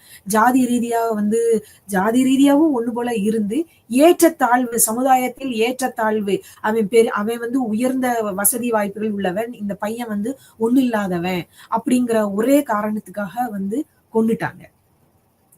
அப்போ தான் பொண்ணு வந்து வேற இது வந்து நிறைய டெய்லி நாளிதழ்களை நம்ம பார்த்தோம் அப்படின்னா நிறைய கேசஸ் வந்து இது ஒரு எடுத்துக்காட்டு 1-2 தான். இதெல்லாம் டெய்லி வந்து பேப்பர் எடுத்து நம்ம காலையில பார்த்தோம்னா கௌரவ கொலைகள், பெண்ணை வந்து நான் கல்யாணம் பண்ணி நானே வந்து வைக்கிறேன், நீ அவனை லவ் பண்ண நானே வைக்கிறேன் அப்படின்னு சொல்லிட்டு தந்தையே அந்த பெண்ணுக்கு வந்து விஷம் வைத்து கொல்றது. இப்போ 10 நாளைக்கு முன்னாடி கூட பிறந்த தன்னோட அக்கா வந்து வேற ஜாதி வேற ஒருத்தனை வந்து கல்யாணம் பண்ணிட்டாளே அப்படின்னு சொல்லி அந்த அந்த திருமணம் கூட பிறந்த அக்காவையே அவளையும் வெட்டி அந்த பையனையும் தலைய வெட்டிட்டு வந்து அந்த பையன் வந்து ஊர் எல்லையில வந்து வச்சிருக்கான் தம்பிக்காரன். இதுவும் வந்து இப்போ ரீசெண்டா ஒரு 10 நாளைக்கு நடந்த இதுதான். கேட்டா இதெல்லாம் வந்து ஜாதி விட்டு ஜாதி போயிட்டீங்க, கௌரவ கொலைகள். சமீப ஆண்டுகளில் நாட்டில் பல தாக்குதல்கள் மற்றும் கொலைகள் நடந்துள்ளன. அது அவமானத்தை நம்மளுக்கு அப்ப இது அவமானம் இல்லையா? இதுதானா இது அவமானம் இல்லையா? கொன்னுட்டா அந்த இது போயிருமா? குடும்பத்திற்கு அவமானத்தை கொண்டு வந்து விட்டார் என்ற குற்றவாளியின் கருத்து சமூக கௌரவ குற்றங்கள் பெரும்பாலும் இளம் பெண்கள் மற்றும் சிறுமிகள் இலக்காக கொண்டுள்ளன. ஆனால் மேலும் ஜாதி மற்றும் மதங்களுக்கு இடையேயான திருமணங்களை தேர்ந்தெடுக்கும் இளம் தம்பதிகள் அவர்கள் சமூக எல்லைகளை தாண்டியதாக கருதப்படுவதால் தண்டிக்கப்படுகிறார்கள். பெண் பாலின தேர்ந்தெடுக்கப்பட்ட கருக்கலைப்புகள். இந்திய மக்கள் தொகையில் பெண்களை விட ஆண்கள் தான் அதிகமா இருக்காங்க. என்ன ரீசன் அப்படின்னு பார்க்கும்போது இருக்காங்க. ஏன்னா அது வந்து அவங்க கன்சீவா பிரெக்னென்ட்டா இருக்கும்போதே, அவங்க வந்து இருக்கும்போதே, வயித்துல உள்ள குழந்தை வந்து ஆணா, பெண்ணா அப்படிங்கிறத வந்து தேர்ந்தெடுப்பது, நீக்குதல் மூலம் கருக்கலைப்பு நடக்குது. கருத்தரிப்பதற்கு முந்தைய கட்டத்தில் ஆண் கருவை தேர்ந்தெடுப்பது, அத்துடன் பெண் சிசு கொலை நடக்கிறதாம். பாலின விகிதம் மோசமடைவது. இதனால வந்து ஒரு கட்டத்துல வந்து ஆண்களுடைய ரேஷியோ வந்து கூடிருச்சு. பெண்களுடைய ரேஷியோ வந்து ரொம்பவே கம்மியாயிருச்சு. அதனால ஃபாரின் கண்ட்ரீஸ்லலாம் வந்து நெறைய வந்து பெண்கள்லாம் வந்து இல்ல அப்டின்னால, ஒரு கண்ட்ரிலலாம் நெறைய இதுல ரிசர்ச் பண்ணி பார்க்கும்போது வந்து பெண் சிசு கொலை வந்து ரிசர்ச் பண்ணி பார்க்கும்போது, இந்தியா அளவுல அதுவும் தமிழ்நாட்டுல வந்து ரொம்பவே அதிகமா இருக்கு அப்டிங்கிறாங்க. பாலின விகிதம் வந்து மோசமடைவது பாலியல் அதனால பெண்களுடைய இது வந்து ரேஷியோ அப்படின்னு பார்க்கும்போது வந்து பர்த் ரேஷியோ அப்படின்னு பார்க்கும்போது ஆண் வந்து அதிகமாகவும் பெண் வந்து கம்மியாகவும் இருக்கிறாங்க. இந்த ஒரு ரீசன்னாலேயே வந்து அதிகமான பாலின நிகழ்வுகள் வந்து அதிகரிப்பதாக இன்க்ரீஸ் ஆகுது அப்படிங்கிறது கூட சொல்லலாம். பெண்கள் மற்றும் பெண்களுக்கு எதிரான வன்முறை, குழந்தை திருமணங்கள் அதிகரிப்பு, கருக்கலைப்பு மற்றும் இளம் வயது திருமணங்கள் மற்றும் பிற இடங்களில் கடத்தல் காரணமாக ஏற்படும் இறப்புகள் இதனால வந்து நிறைய வருது. இந்த கருக்கலைப்புகள் இதெல்லாம் நடக்கிறதுனால ரேஷியோ விகிதம் வந்து ஆணோட விகிதம் அதிகமாகவும் பெண்ணோட விகிதம் குறைவாக இருக்கிறதுனால பெண் குழந்தைகளுடைய இது வந்து விகிதம் குறைவா இருக்கிறதுனால வன்முறைகள் வந்து அதிகரிப்பு வருது. திருமணங்கள் மற்றும் பிற இடங்களில வந்து கடத்தல்கள் வந்து அதிகமா போயிட்டு இருக்கு. ஒதுக்கப்பட்ட குழுக்கள் மற்றும் அதிகரித்தது பாதிப்பு. அப்படி என்ன? அனைத்து பெண்களும் வன்முறைக்கு ஆளாக நேரிடும். அதே வேளையில் சிறுபான்மை இனத்தை சேர்ந்த பெண்கள் மற்றும் சிறுமிகள், சமூகங்கள், ஒதுக்கப்பட்ட குழுக்கள் மற்றும் சமூகத்தின் பின்தங்கிய பிரிவுகள் அவர்களின் குறைந்த சமூக பொருளாதார நிலை மற்றும் அவை குறைக்கப்பட்டதால் மிகவும் பாதிக்கப்படக்கூடிய சட்டம் மற்றும் நீதி அமைப்புகளை அணுகுவதற்கும் பேச்சுவார்த்தை நடத்துவதற்கும் அதிகாரம் இதில் அடங்கும். உடல் மன ஊனத்தை எதிர்கொள்ளும் பெண்கள், பட்டியல் சாதியை சேர்ந்த பெண்கள், பழங்குடியினர், மத சிறுபான்மையினர் மற்றும் லெஸ்பியன் ஓரின சேர்க்கை இருபால் திருநங்கைகள், டிரான்ஸ்ஜெண்டர் சமூகங்கள், வயதான பெண்கள் மற்றும் இளம் பெண்கள், கடத்தப்பட்ட பெண்கள் மற்றும் கைதிகள், குறைபாடுகள் மற்றும் பலவிதமான அதிகாரமின்மை பெண்களை வழங்குதல் அனுபவங்கள் குறைவாகவே காணப்படுகின்றன. மேலும் நீதிக்கான அவர்களின் தேடலானது மிகவும் சவாலாக இருக்கிறது. இதுல என்ன அப்படின்னா ஒதுக்கப்பட்ட குழுக்கள் மற்றும் அதிகரித்தது பாதிப்பு அப்படின்னா மிகவும் பிற்படுத்தப்பட்டவர், ஊனமுற்றோர், பட்டியல் ஜாதியை சேர்ந்த பெண்கள், பழங்குடியினர், எஸ்சி எஸ்டி, மத சிறுபான்மை இனத்தவர் மற்றும் லெஸ்பியன் டிரான்ஸ்ஜெண்டர்ஸ் வயதான பெண்கள், இப்ப இளம் பெண்கள், கடத்தப்பட்ட பெண்கள் இவங்கெல்லாம் வந்து அவங்களுடைய குறைகள் இதெல்லாம் வந்து பின்தங்கியவங்க இவங்களுக்கும் வந்து அதிகமான இது வந்து இருக்கு. இத வெளியில யாருமே சொல்லலாம். ஆனா இப்போ வந்து அவங்க எல்லா இதுலயுமே நீதிக்காக அவங்க வந்து போயிட்டு தான் இருக்காங்க. இது வரைக்கும் நம்ம பார்த்தது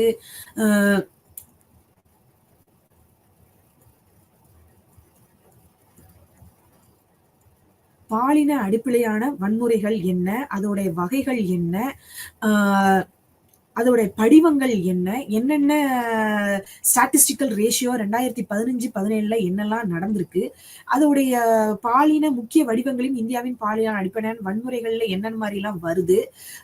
அடுத்தது ஒதுக்கப்பட்ட சமுதாயத்தினருக்கு என்னெல்லாம் இருக்கு? இதெல்லாம் நம்ம வந்து பார்த்தோம். அடுத்தது நம்ம பார்க்க போறது பணியிடத்தில் பாலியல் துன்புறுத்தல்.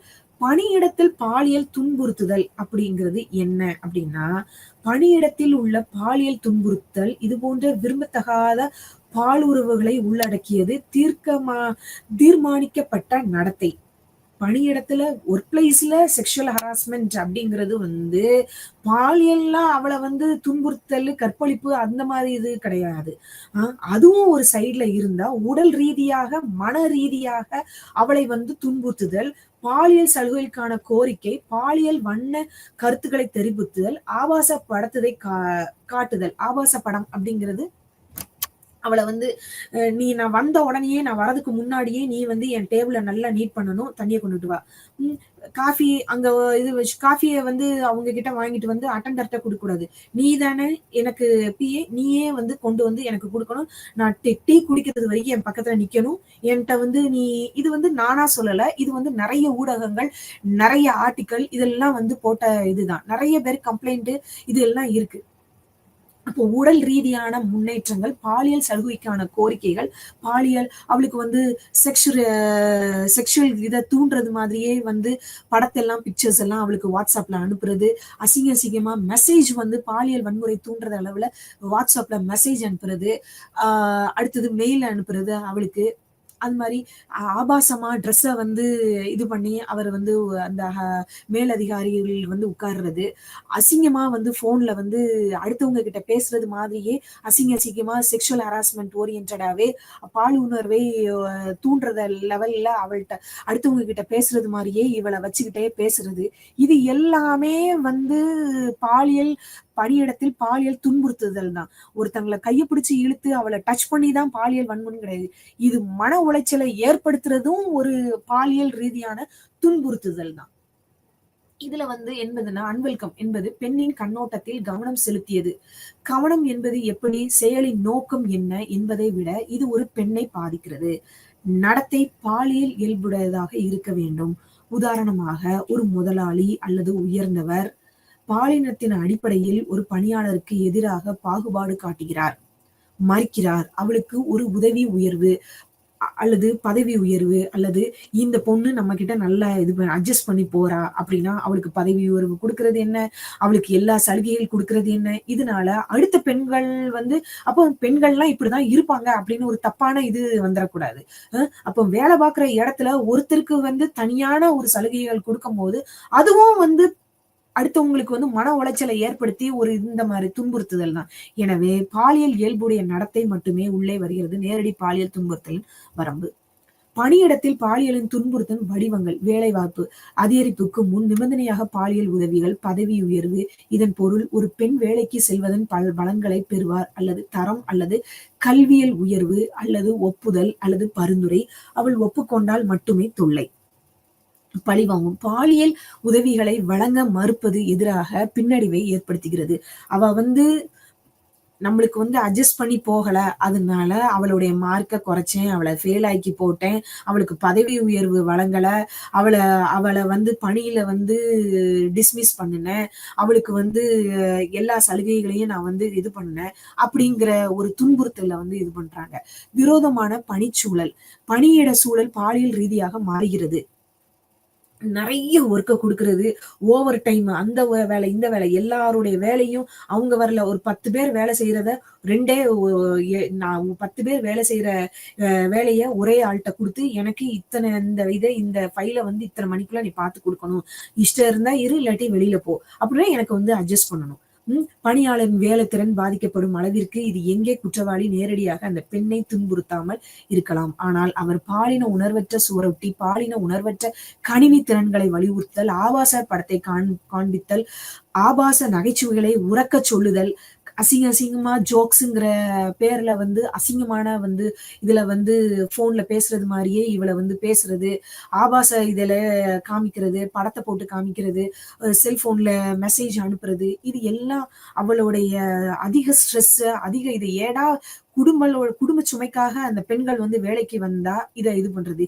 இதே பெண்கள் வந்து வீட்டு வேலைக்கு போனாலுமே அங்க வீட்டுல வேலை செய்யற ஆண்கள் வந்து உடல் மன ரீதியா ரொம்ப துன்புறுத்துதல். பணியிடத்தில் பாலுறவின் காரணங்கள் மற்றும் அம்சங்கள். பணியிடத்தில் பாலியல் துன்புறுத்துதல் பல நடைமுறைகள் உள்ளன. பெண்கள் அடியெடுத்து வைக்கும்போது அது மிகவும் பரவலாகவும் காணக்கூடியதாகவும் மாறியது. தங்கள் வீடுகளை விட்டு வெளியேறி அதிக எண்ணிக்கையில் வேலைகளை எடுத்தனர். இது ஆண்களை அச்சுறுத்தியது. அரசு நிறுவனங்களைப் போலவே பொதுத்துறையிலும் ஆதிக்கம் மற்றும் ஏகபோகம் கல்வி நிறுவனங்கள், கார்ப்பரேட் அலுவலகங்கள் மற்றும் பல நிறுவனங்களில் பெண்களும் வந்து பெருகிட்டு வராங்க. இதனால அவங்களுடைய வந்து பணியிடத்துல வந்து எல்லா இடத்துலயும் இத்தனை பெர்சன்டேஜ் லேடிஸும் ஆண்களுக்கு ஈக்குவலா எல்லா இடத்துலயும் வரதுனால இவங்க இந்த லெவலுக்கு முன்னேறி வாராங்களே அப்படிங்கிற ஒரு காரணத்துக்கு கூட வந்து அவங்களுடைய தாக்குதல் வந்து ரொம்ப அதிகமாவே இருக்கு. பாதகமாக இருப்பதால் பெரும்பாலான பெண்கள் அமைதியாக பாலியல் துன்புறுத்தலுக்கு ஆளாகின்றனர். குற்றவாளிக்கு எதிராக வெளிப்படையாக பேசும் பெண்கள் எதிர்கொள்ளும் விளைவுகள் பெரும்பாலும் ஆண் சக ஊழியர் அல்லது உயர்ந்தவர் சம்பந்தப்பட்ட பெண்ணின் பாலியல் பணியிடத்தில் சக்தி இயக்கவில்லை மீது நடவடிக்கை எடுக்கப்படும் என்ற அமைப்பில் நம்பிக்கை இல்லாதது அவங்களுடைய புகார் இருக்கு. பாலியல் துன்புறுத்தலுடன் தொடர்புடைய களங்கம் மற்றும் வலுவான சமூக தடை பாதிக்கப்பட்டவர்களை குற்றம் சாட்டும் சமூக போக்கு துன்புறுத்துதல் என்று சொல்வது போன்றவை. பெண் பொருத்தமாக பெண் அவளுடைய ஆடையை பொருத்தமாக இல்லாமல் அவள் ஒரு அணிந்து வந்தால், அவள் தவறான நேரத்தில் தவறான இடத்தில் இருந்தாள் அப்படின்னு சொல்லி அவளை வந்து உடல் ரீதியாக மொழி மூலம் தவறான சமிகைகளை வழங்குதல். பெண்களுக்கு பதவி உயர்வு கிடைக்காமல் போகலாம் என்று பணியிடத்தில் சகாக்களின் அழுத்தம் மேலும் குற்றவாளிகளுக்கு எதிராக பேசினால் அதிகரித்து வேளையில் பெண்களின் சாத்தியமான நீதி சார்ந்திருத்தல் வேண்டும். அடுத்தது பாலியல் துன்புறுத்தல் பற்றி கட்டுக்கதைகள் மற்றும் யதார்த்தம். கட்டுக்கதைகள் பெண்கள் பாலியல் தொல்லைகளை அனுபவிக்கிறார்கள் அப்படிங்கிறது கட்டுக்கதை. ஆனா யதார்த்தம் பாலியல் துன்புறுத்தல் அவமானப்படுத்துது, வலி மற்றும் பயமுறுத்தும். அதனால வந்து அவங்க வந்து வெளியில சொன்னா இது அப்படின்னு சொல்லிட்டு இருக்கிறாங்க. ஆனா அவங்க டிவிசிங்களை அனுபவிக்கிறார்கள் அப்படிங்கிறது கட்டுக்கதை. இது பாதிப்பில்லாத ஊர் சுற்றல், பெண்கள் பொருள் உணர்வு இல்லாதவர்கள், நகைச்சுவை. இது விரும்பத்தகாத நடத்தை, பெண்களை பாதிப்பில்லாதவர்களாக கருத முடியாது அல்லது வேடிக்கையானது. பாலியல் துன்புறுத்தல் பணியிடம் அதன் தாக்கத்தால் வரையறுக்கப்படுகிறது, பெண் நோக்கத்தால் அல்ல குற்றவாளிகளால். இந்த செயல்ல பெண்கள் அதை பற்றி அமைதியாக இருக்கிறார்கள். அவர்கள் வெளியில சொல்லல. வெளியில சொன்னாங்க யதார்த்தமா அவங்க வந்து வெளியில சொன்னா அசிங்கமாயிரும். அதனால அவங்க வந்து இது எதுக்கு சொல்லணும் அப்படின்னு இருக்கிறாங்க. பெண் இல்லை என்று சொன்னால் அவர்கள் உண்மையில் ஆம் என்று பொருள் அப்படின்னு சொல்லிட்டு அவங்க பாலியல் துன்புறுத்தல வந்து இல்லைன்னு சொல்றது இல்ல, அவங்க நடந்திருக்குன்னு சொல்றாங்க. இது பொதுவாக ஆண்களுக்கு இருக்கும் கட்டுக்கதை, ஒருதலைப்பட்ட முன்னேற்றங்கள் மற்றும் பாலியல் நியாயப்படுத்த ஆக்கிரமிப்பு. பெண்கள் என்றால் இல்லை என்றால் அவர்கள் இல்லை என்றுதான் அர்த்தம். பாலியல் தொல்லை இயற்கையானது, ஆண்களுக்கு எப்படி என்று தெரியாமல் பிறக்கவில்லை. மற்றவர்கள் பாலியல் ரீதியாக துன்புறுத்துகிறது கற்றுக்கொண்டது ஒரு பாலியல் ஆணாதிக்க சூழல் என்று பெண்களின் மீதான கட்டுப்பாட்டை நிலைநிறுத்தியது பாலியல். பெண்கள் பாலுறவு கேட்கிறார். இதன் மூலம் தொல்லை அதிகரிக்க மூட்டும் வகையில் உடையது. ஒழுக்கமான பெண்கள் துன்புறுத்தப்படுவதில்லை. இது கட்டுக்கதை. மாற்றுவதற்கான ஒரு உன்னதமான வழி இது. துன்புறுத்துவதற்கு முதல் பாதிக்கப்பட்டவர் வரை குற்றம். துன்புறுத்தப்படும் அனைத்து பெண்களுக்கும் இல்லை ஆத்திரமூட்டும் வகையில் உடை அணிந்து பெண்களுக்கு ஒரு சுதந்திரமான ஆடை அணிவதற்கும் செயல்படுவதற்கும் நடமாடுவதற்கும் உரிமை அச்சுறுத்தலை உணராமல் அவர்கள் வந்து தொல்லை தருகிறார்கள். பெண் பாலுறவை புறக்கணித்தால் தொல்லை அது நின்றுவிடும். பெரும்பாலான சந்தர்ப்பங்களில் பாலியல் துன்புறுத்துபவர்கள் விளக்கும் போது அறியும் மௌனமாக ரசிப்பார்கள். பெண்கள் எப்போதும் இருப்பதை பற்றி பொய் சொல்கிறார்கள். பெண்களுக்கு ஆபத்தில் நிறைய இருக்கிறது. ஒரு முறை அவள் பாலியல் புகார் செய்தால் தொல்லை, அது களங்கம் நினைக்கப்படுகிறது. அதனால அவர் வந்து வெளியில சொல்லாம பணியிடத்துல எதுவே இல்லாம எல்லாமே ஒண்ணுமே இல்லை அப்படின்னு யதார்த்தமாக இருக்கிறாள் அப்படிங்கிறாங்க. அப்போ இதெல்லாம் வந்து என்ன செய்யறது? இதோடைய ரெமிடியல் மெஷர்ஸ் தான் என்ன? இந்த பாலியல் துன்புறுத்தல் அவேர்னஸ் என்னெல்லாம் வந்து செய்யணும் அப்படின்னு பார்த்தா, அவேர்னஸ் வந்து கண்டிப்பா எல்லா இடத்துலயும் வந்து அவேர்னஸ் ப்ரோக்ராம் வந்து இருக்கு, நடத்தணும். குறிப்பாக பணியிடத்தில்னாலும் சரி, பணியிடத்தில் வேலை பார்க்குற இடத்துல காலேஜ் லெவல்ல எல்லாம் ஐசிசி கம்ப்ளைண்ட் கமிட்டி அப்படிங்கிறது இருக்கு. இன்டர்னல் கம்ப்ளைண்ட் கமிட்டி செல் அப்படின்னு சொல்றாங்க. ஐசிசி கம்ப்ளைண்ட் கமிட்டி பாலியல் ரீதியா எந்த ஆண் அந்த பெண்ணை வந்து துன்புறுத்தி பாலியல் நோக்கத்துடன் பார்த்தாலும் ஒரு ஒரு ஆண் வாத்தியாரே பெண் மாணவியிடம் வந்து நீ இன்னைக்கு நல்லா வந்திருக்க, உன் ட்ரெஸ் அழகா இருக்கு, உனக்கு அந்த ட்ரெஸ்ஸை விட இந்த ட்ரெஸ் ரொம்ப சூட்டபிளா இருக்கு, இதெல்லாம் சொன்னாலே அந்த பாலியல் துன்புறுத்தலுடைய அடிப்படை பேசிக் ஃபவுண்டேஷனே அதுதான். இதை வந்து சார் நம்மளை பத்தி வந்து பெருமையா தானே நல்லா இருக்கு அழகா இருக்குன்னு தானே சொன்னாங்க, ஏன் நம்ம அப்பா சொல்லலாம். ஏன்னா கம்ப்ளைண்ட் பண்ண பிள்ளைங்களே வந்து இந்த மாதிரிதான், நான் அவங்கள வந்து அப்பா தந்தை இடத்துல இருந்துதான் பார்த்தேன். தந்தை அந்த வார்த்தை சொல்றதுக்கும் ஒரு ஆசிரியர் சொல்றதுக்கும் நிறைய வந்து வித்தியாசம் இருக்கு. அப்போ இந்த மாதிரி எல்லாம் வந்து அப்போ இதெல்லாம் வந்து அந்த பொண்ணு வந்து சிரிச்சுட்டு போறா அப்படின்னா, இத வந்து அவ ரசிக்கிறா அப்படின்னு சொல்லிட்டு, இன்னும் அதிக அளவுல தான் வந்து போகும் அப்படிங்கிறாங்க. அப்ப இந்த மாரி வந்து ஃபர்ஸ்ட்லயே இனிஷியல் ஸ்டேஜ்லயே வந்து அவ வந்து இது பண்றாங்க அப்படின்னா, என்ன செய்யணும்? அவங்க வந்து இந்த இன்டர்னல் கம்ப்ளைண்ட் கமிட்டி அப்படிங்கிறது வந்து எல்லா காலேஜஸ், எல்லா யூனிவர்சிட்டீஸ், எல்லா இடத்துலயுமே வந்து இருக்கு. அந்த வேலை பார்க்குற எஜுகேஷனல் இன்ஸ்டிடியூஷன்ஸ் எல்லா இதுலயும் இருக்கு. அவங்க வந்து பி ஃபிராங்க், பி ஓப்பன் அவங்க போய் அதுல வந்து கம்ப்ளைண்ட் பண்ணலாம். அப்போ இதுக்கு என்ன பண்ணணும்? ஸ்கூல் லெவல்ல இருந்தே எஜுகேஷனல் இன்ஸ்டிடியூஷன்ஸ்ல ஸ்கூல் லெவல்ல இருந்தே எல்லாமே வந்து இந்த செக்ஷுவல் அவேர்னஸ் புரோகிராம் வந்து ஸ்கூல் லெவல்ல எதெல்லாம் வந்து செக்ஷுவல் அவேர்னஸ் எதெல்லாம் வந்து துன்புறுத்துதல், எது வந்து துன்புறுத்துதல் இல்லை. அப்படிங்கிறத வந்து பேசிக் அவேர்னஸ் வந்து அந்த பிள்ளைங்களுக்கு வந்து பெண் குழந்தைகளுக்கு வந்து சொல்லிக் குடுக்கணும். இது வந்து எப்படி சொல்லிக் குடுக்கணும்னா, இப்போ உள்ள சிலபஸ்ல இந்த கரிக்குலம் அப்படிங்கிற ஒரு பாடத்திட்டத்துல வந்து அந்த பிள்ளைங்களுக்கு வந்து கொண்டு வந்திருக்கலாம். கொண்டு வரணும். ஆஸ் எ எஜுகேஷனலிஸ்ட்டா நான் வந்து என்ன சொல்றேன் அப்டின்னா, சிறு வயதில் இருந்தே வந்து பெண் குழந்தைகளுக்கு வந்து பாடத்திட்டத்துல வந்து இத வந்து ஒரு கரிக்குலத்த வந்து கொண்டு வந்திருக்கணும். செக்ஷுவல் ஹராஸ்மென்ட் புரோகிராம்னா என்ன?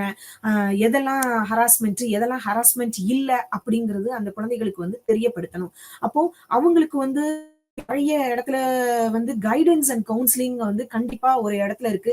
கிரீவன்ஸ் பாக்ஸ் எல்லாம் வந்து அரேஞ்ச் பண்ணணும். கைடன்ஸ் அண்ட் கவுன்சிலிங்னா ஒவ்வொரு எஜுகேஷனல் இன்ஸ்டிடியூஷன்லயும் வந்து வீக்லி ஒன்ஸ் வந்து இப்போ மாரல் கிளாஸ் அதே மாதிரி ஸ்டிச்சிங்ஸ் கை தைக்கிற இது ஸ்கில் டெவலப்மெண்ட் கோர்ஸ் அப்படின்னு சொல்லிட்டுலாம் வீக்லி ஒன்ஸ் வந்து கொண்டுட்டு வராங்க. அதே மாதிரி வீக்லி ஒன்ஸ் வந்து ஒவ்வொரு செக்ஷனுக்கும் ஏதாவது ஒரு இதுல இந்த திங்கள் டு வெள்ளி ஏதாவது ஒரு ஒரு ஒரு ஒரு கிளாஸுக்கு வந்து அவங்களுக்கு கைடன்ஸ் அண்ட் கவுன்சிலிங் செக்ஷன் வந்து கொண்டு கொண்டு வந்திருக்கணும். அப்போ அந்த பிள்ளைங்களை வந்து தன்னைத்தானே வந்து எப்படி வந்து பாதுகாத்து கொள்ளலாம், தற்காப்பு கலைகள்லாம் என்னெல்லாம் இருக்கு, எதெல்லாம் அவேர்னஸ், எந்த மாதிரிலாம் நம்ம இருக்கணும், என்னதெல்லாம் வந்து கவர்மெண்ட் வந்து அவங்களுக்கு வந்து குடுத்திருக்கிறாங்க. இது எல்லாம் அவங்களுக்கு வந்து சொல்றது படி அவங்களுக்கு வந்து ஒரு அவேர்னஸ் ப்ரோகிராம் வந்து கிரியேட் பண்ணி அவங்களுக்கு வந்து ஒரு கைடன்ஸ் அண்ட் கவுன்சிலிங் செஷன் வந்து வைக்கணும். இங்க வந்து கிரிவன்ஸ் பாக்ஸ் எல்லாம் இருக்கு. நீங்க ஓப்பனா எல்லா இடத்துலயும் உங்களால பேச முடியல அப்படின்னா, நீங்க இந்த இது அப்படின்னு சொல்லிட்டு அந்த கிரிவன்ஸ் பாக்ஸ்ல புகார் பெட்டியில உங்களுடைய மனுக்கள வந்து போடுங்க. அப்படின்னு சொல்லி இருந்து அவங்களுக்கு ஒரு அவேர்னஸ் குடுத்தோம் அப்படின்னா, இது வந்து எந்த குழந்தைகளும் வந்து சிறு வயது பள்ளி பள்ளி மாணவிகள்ல இருந்து யாருமே இத வந்து மறைக்க மாட்டாங்க. அப்போ இந்த இது வந்து துன்புறுத்துதல் வந்து கொஞ்சம் வந்து கட்டுப்படுத்தப்பட முடியும். மாணவிகளும் வந்து எல்லா இடத்துலயும் வந்து ஒரு முற்போக்கு சிந்தனையோட எல்லா இடத்துலயும் வந்து வலம் வருவாங்க. இந்த வகுப்புல நம்ம பாலியல் இந்த வகுப்புல நம்ம பாடுறது பணியிடத்தில் பாலியல் துன்புறுத்துதல் அதெல்லாம் வந்து பார்த்தோம். இன்னும் மீதி உள்ளத வந்து அடுத்த வகுப்புல வந்து பார்க்கலாம். நன்றி. வணக்கம்.